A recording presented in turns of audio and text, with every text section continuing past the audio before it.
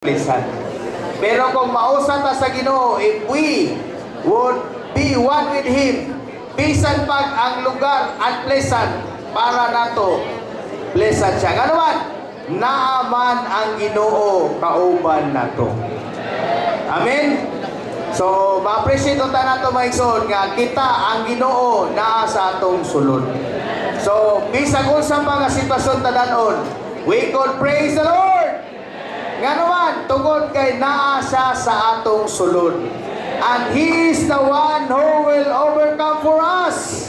Ang ato lang buhaton is we need to be one with Him. Wala magkalisod na kalita, Oh Lord Jesus. Isang dili magkalisod, Oh Lord Jesus.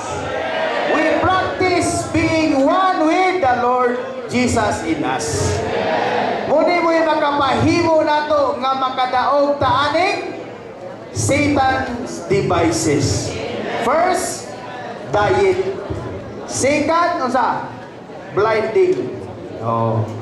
So, hopefully mga igsoon, madala nato ni sa praktikalidad.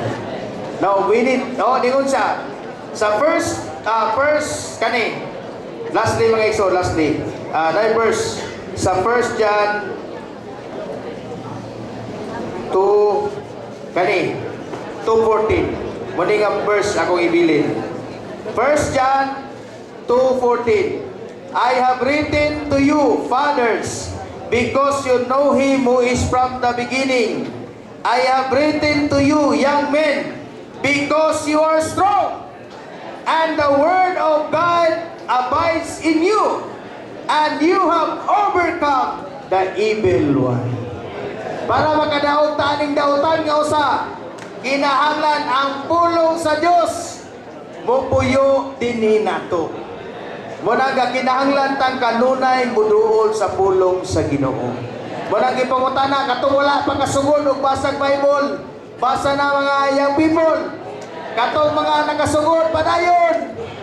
Katong naputol padayon. Kung asa mo, may Genesis 1 pa ka, Genesis 2 na ka, sunod. Genesis 1 pa galing sunod, Genesis 1:2.